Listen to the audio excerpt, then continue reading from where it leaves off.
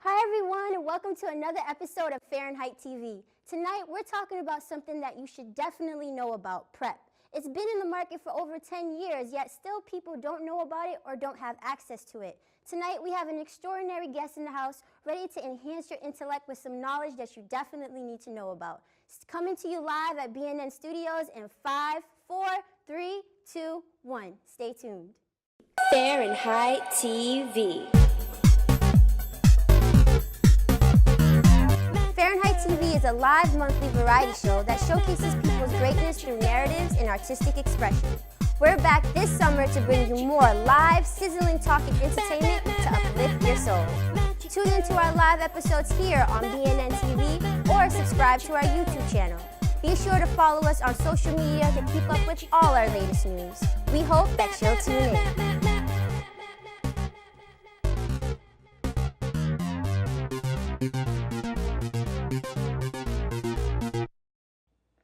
Hi everyone, welcome again to another episode of Fahrenheit TV. I am so excited to have you guys tune in to another full episode. Tonight we're talking about something really important. In a recent article published by Cosmo magazine this month, they revealed a study that said 18 to 25-year-olds, only 30% of them wear condoms.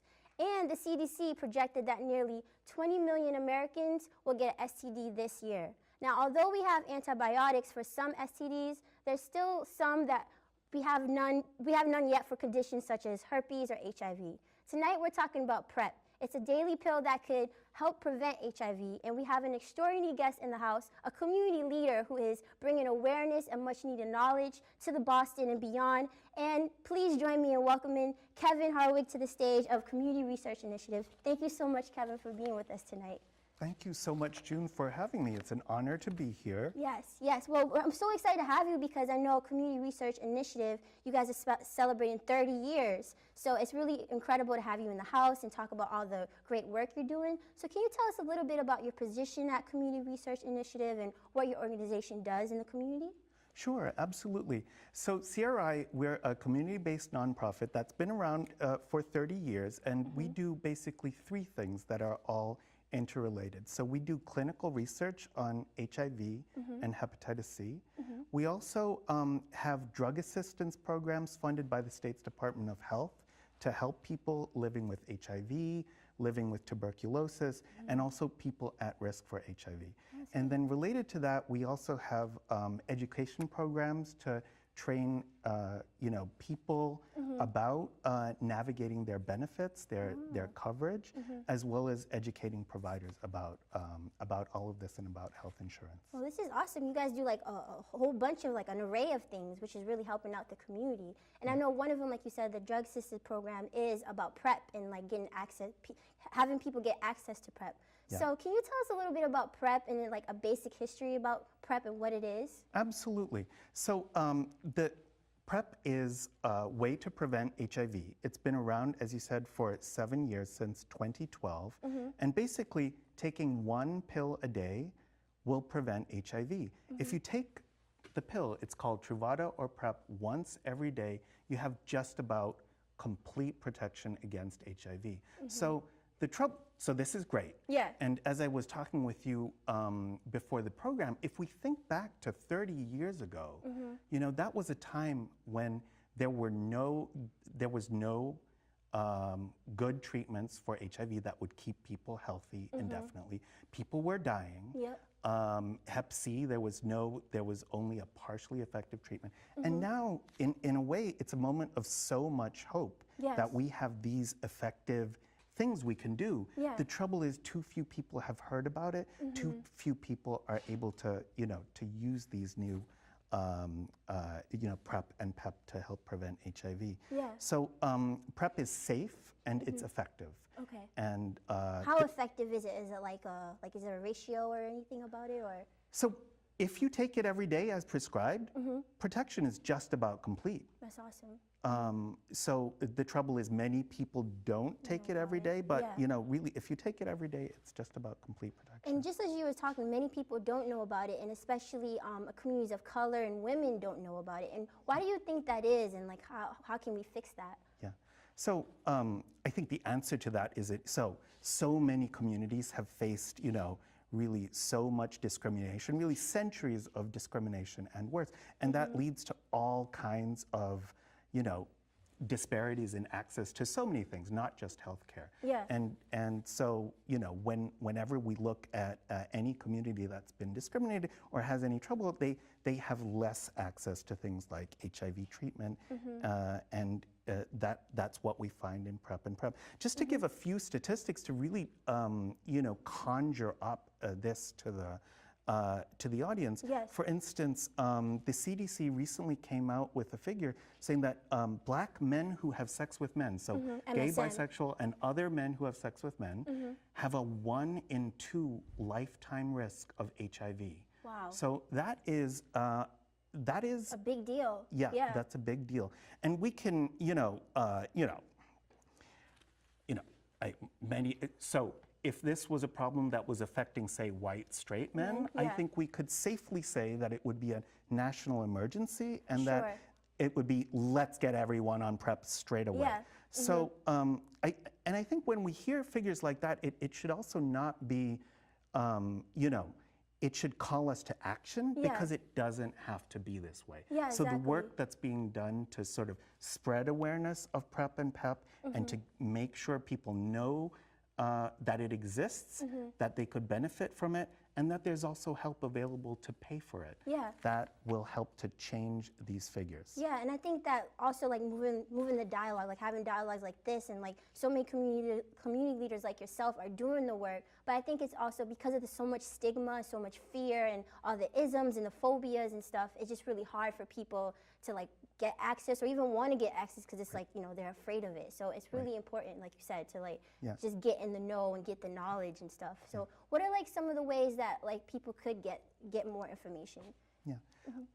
So there are really so many ways. So I think overall, sort of empowering yourself, asking questions, not being afraid to sort of go up and ask. You know, sometimes people, you know, hesitate to ask a question. They you know, find out what's available, what help is there. If a question is not asked, you can't get an answer. Yeah. And I think just to go back to the point about stigma, wherever HIV is or has been, stigma is usually present in the room. And it's present in so many ways, and so much progress has been made over the last decades, but it's still there. Yeah. We find that people are, you know, some people will actually drive miles and miles away from their communities to get their health care because of stigma. Because of that, and which is really sad too, because it's like, you know, if they have these benefits right there in front of them, stigma shouldn't like stop them from getting the resources that they need to continue to live happy and healthy lives.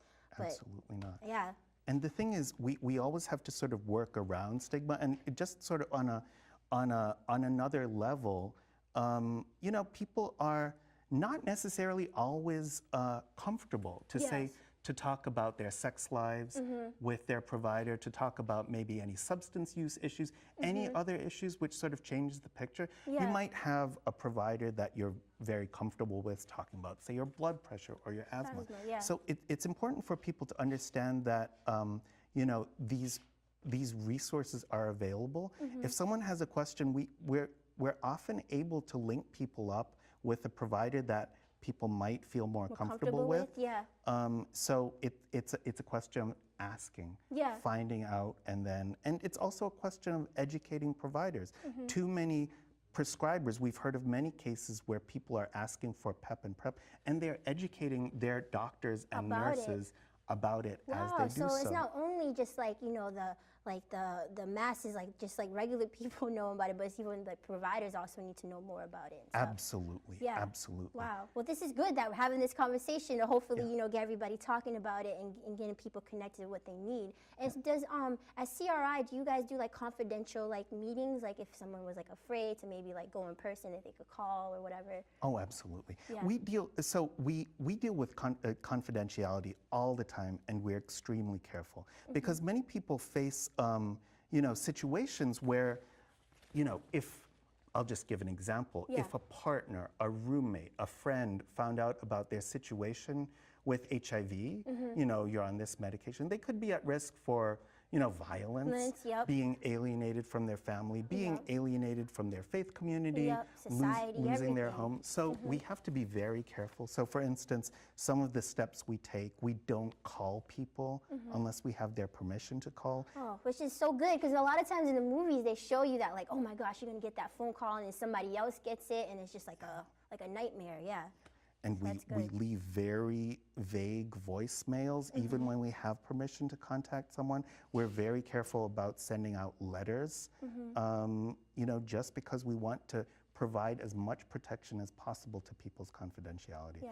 And then confidentiality issues arise all the time with health insurance because so many people have coverage through a spouse or a partner. Yeah. Sometimes many young people up to age 26 have coverage through their parents. Yep. And so these issues can really arise where, it can be quite a high stakes situation for people if their health insurance confidentiality is violated. I'm so happy that CRI really takes that really seriously and provides a safe space for people to just, go and get the resources that they need. So we're going to take a short break, and when we come back, we're going to have more conversations about this Cosmo article and how to have, these conversations with your partner about getting the resources that you need. So stay tuned.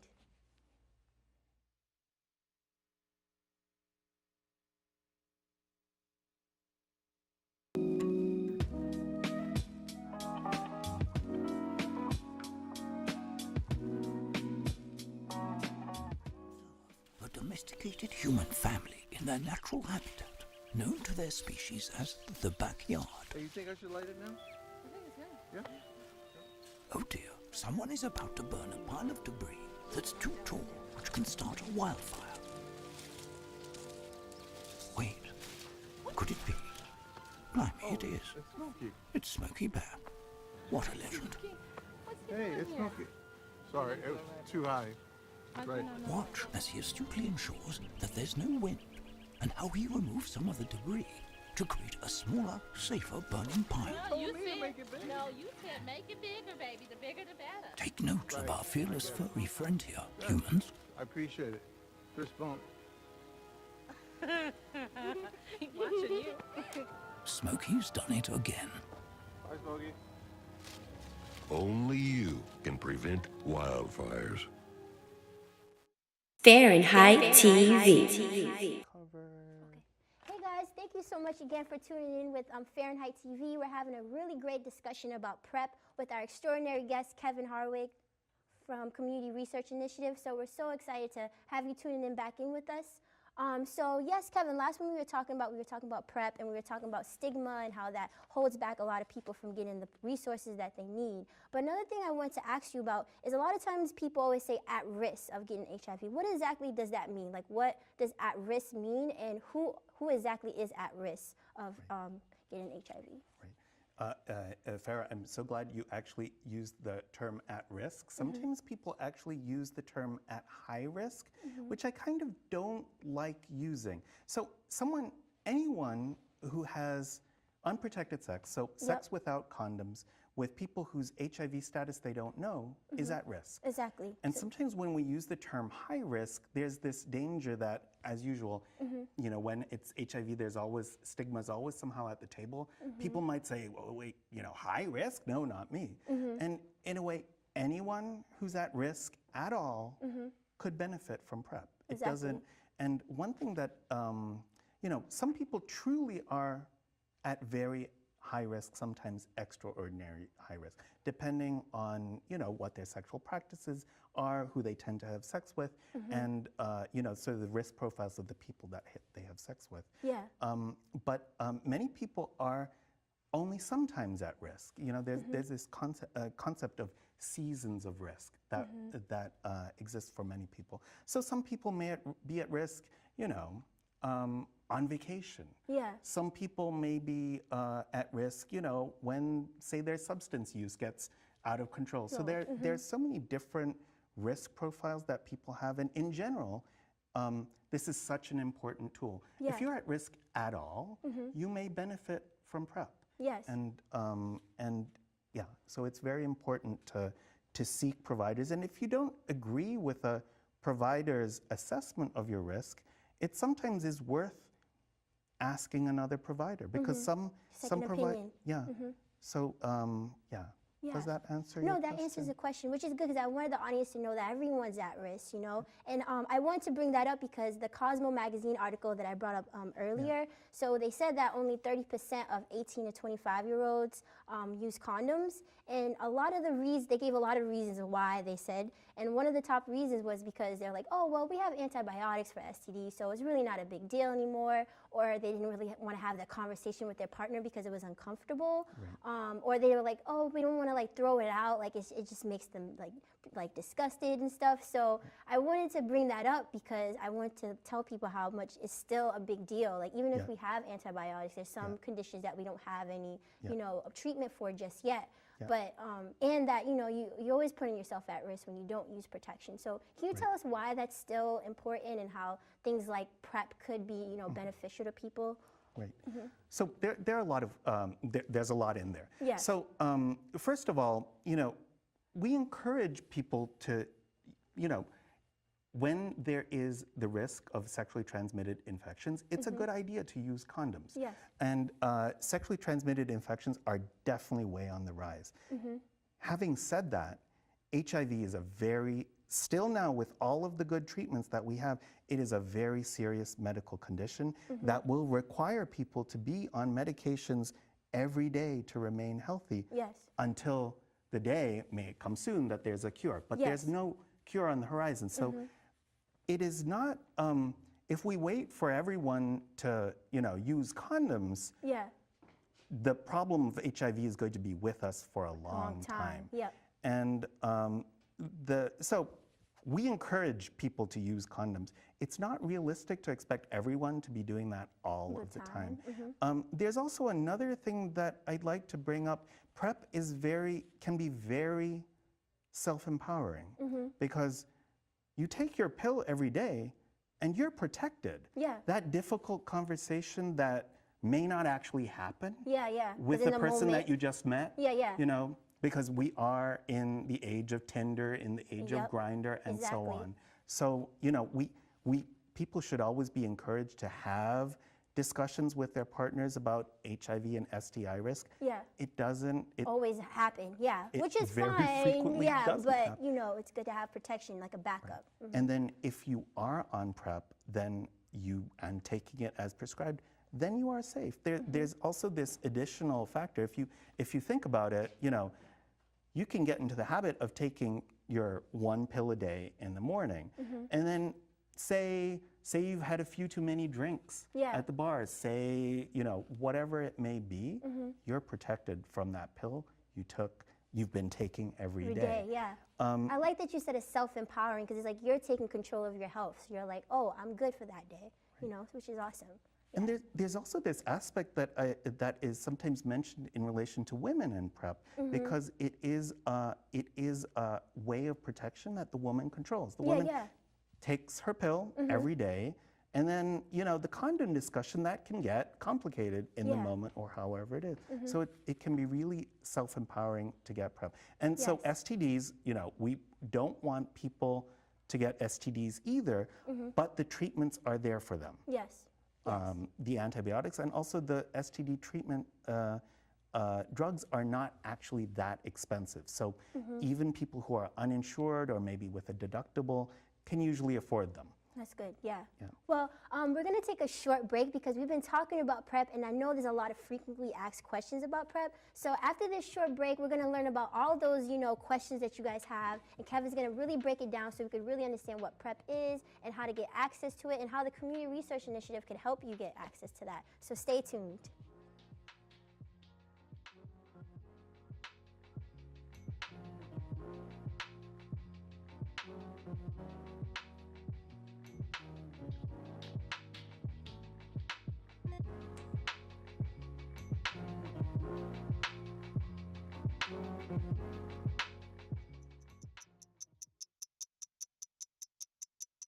I worked 12-hour shifts at the recycling company with my dad, who's 72. That taught me a work ethic that I carry with me every day.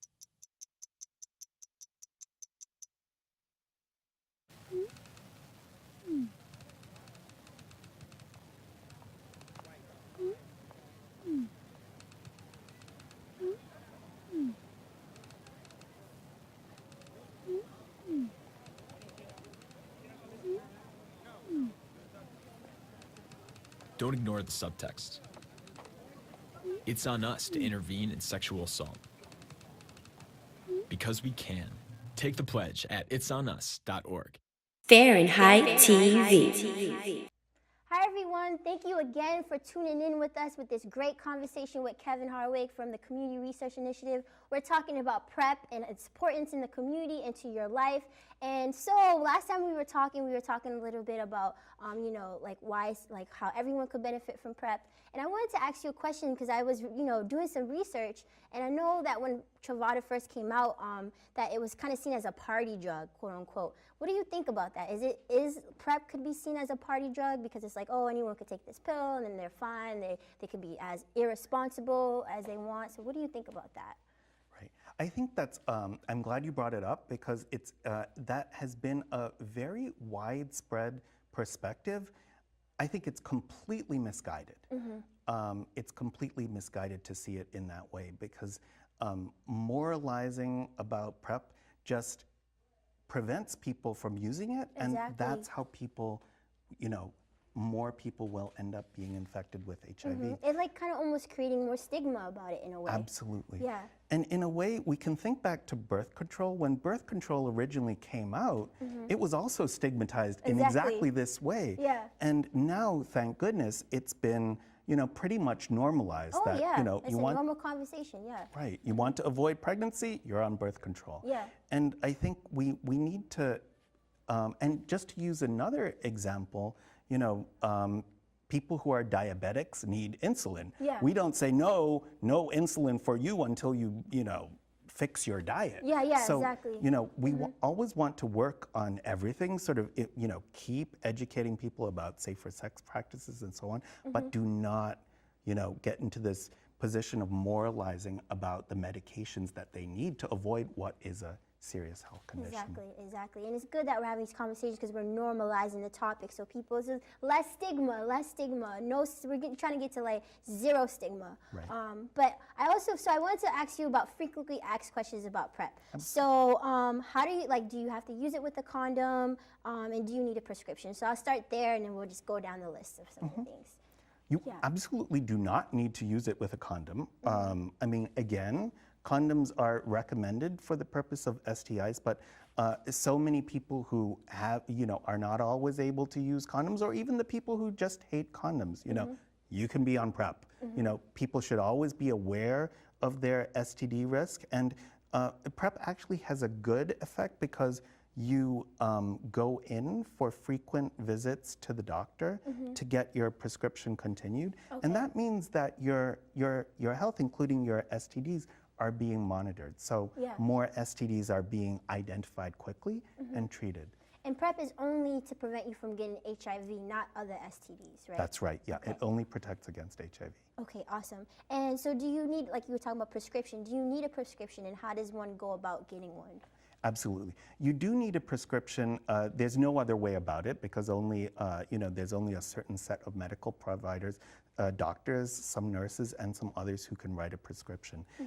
And at CRI, our drug assistance programs can help you pay the cost of it. Oh, so that's awesome. Yeah, if you're approved on one of our programs, if you're covered by one of your programs, you shouldn't pay anything at the pharmacy. Oh, that's good. Like if you're covered by one of our programs and you're charged something at the pharmacy, then a mistake has happened. And you know, it's important to also say, do not pay at the pharmacy, get in touch with us because we're only allowed to pay pharmacies. And normally is PrEP usually like expensive? So is it like a, It's very expensive. And the thing about it is it's really hard to say exactly what cost people will face at the pharmacy. I'll just give a few examples.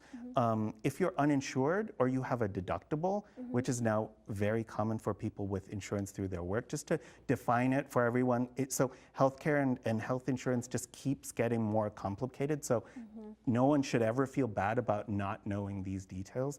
Your deductible is the amount you have to pay out of your own pocket before your health insurance kicks in. And so if you have a deductible, which many people are facing in January, and you go to the pharmacy, you may be charged $2,000. And then obviously most people will not be able to afford that. And that's where we come in. But also, I would say, you know, people who have, say, Mass Health or coverage through the health safety net. That's a $3.65 copay. I think it's very important also to emphasize some people can't afford that $3.65 amount. that's and true. it's very, and you might not want to say that to your prescriber. Not only that, but the lapses in coverage are extremely common. You know, we all get, you know, it seems like everyone's mailbox is so full of different kinds of mail, and a lot of it is healthcare related, and it's hard to stay on top of it. Yep. The communications that we get from private insurance, from Mass Health, from plans through the Health Connector are often hard to understand. Yeah, it's hard to it's tell true. what's going on. And so at CRI, we provide help navigating through all of this. And it is a constant challenge. We are all always learning more about different complexities of the system. So that's why we encourage people to get in touch, to get, you know, Yes. more information about what's going on. I hope you guys are all listening. Get in touch with CRI. So, okay, so we went over like how you use it, prescription, how you guys could help. Are there any side effects people should know about PrEP? So I would say there's a lot of concern about side effects. I think in general, there's been a way that people, we see it even among healthcare providers, are sometimes a bit, you know, I don't want to say superstitious about HIV drugs, but they're sort of pretty serious medications. And historically, they've had a lot of side effects. It's only gotten better. Yeah. Truvada is actually one of the best in terms of not having very many side effects. There are often some not too terrible side effects when you go on Truvada that tend to go away after a few weeks or a month. Okay. I find that many people let this sort of fear of side effects sort of let them delay being on PrEP, and that doesn't make sense. If you're on PrEP, you'll be carefully monitored, you know, by your physician or prescriber, and they mostly go away. There is an effect that Truvada can have on on kidneys and bone density function. Okay. The good news about it is you're carefully monitored for that, and if there's any effect on your kidneys and bone density, you would be taken off of Truvada, and then all of that would be reversed. So you have support. Yeah. Absolutely. Okay, which is awesome. Okay, so I know you talked about it earlier about who could take it, like everyone could take it, but a lot of times, like when you look at some of the pamphlets, they don't always show a lot of women, you know, on there. And so even me as a woman, I'd be like, so is it not for me? Am I not like, so can women take PrEP, and should they take PrEP? And, you know, can you tell us a little bit about that? Absolutely. Women can take PrEP, and they absolutely should take PrEP if they're at risk for HIV.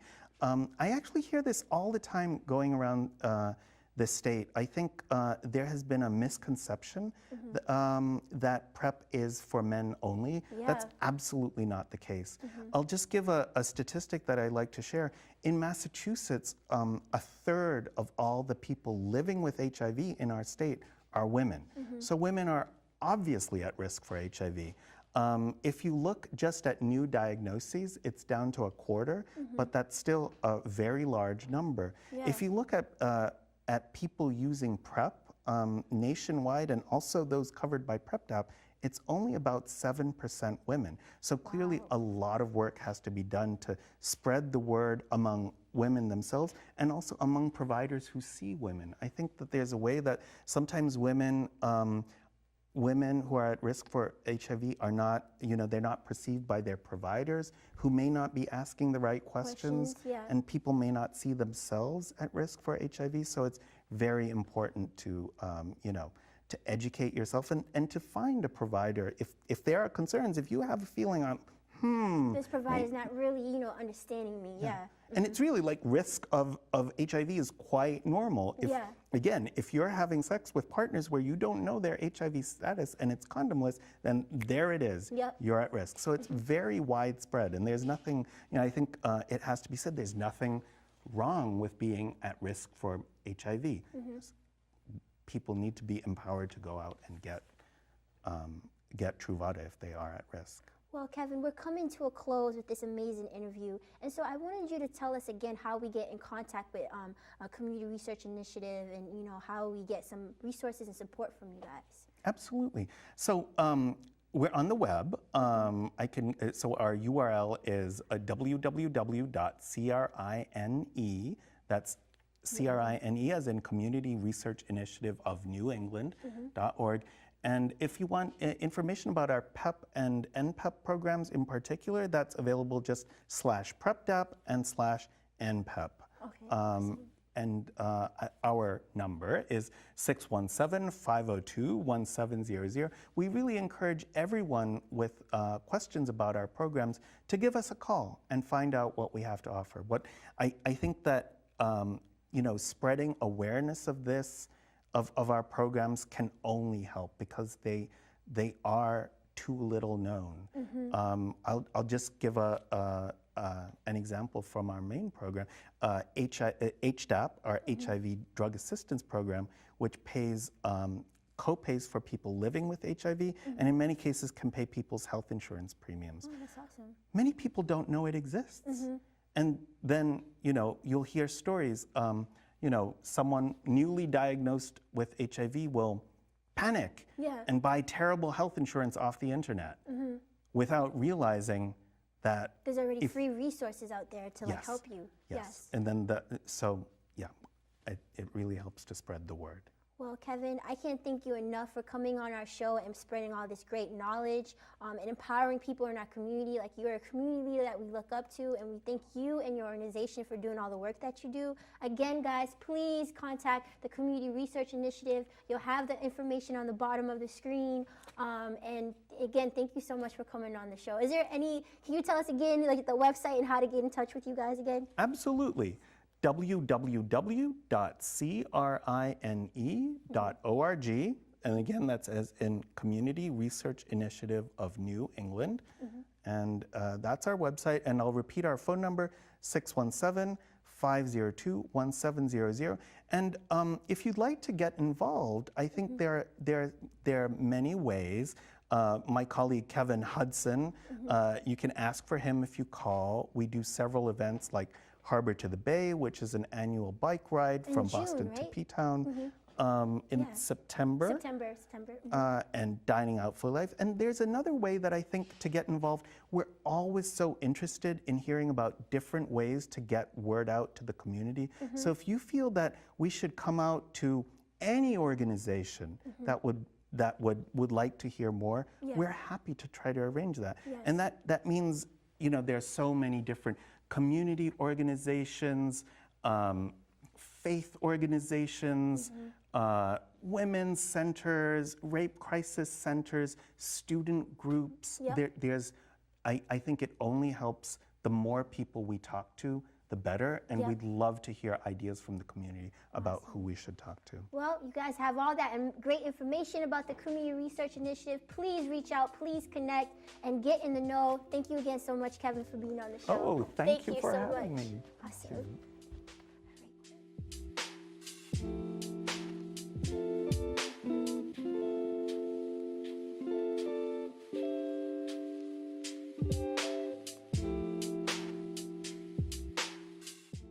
Fahrenheit TV.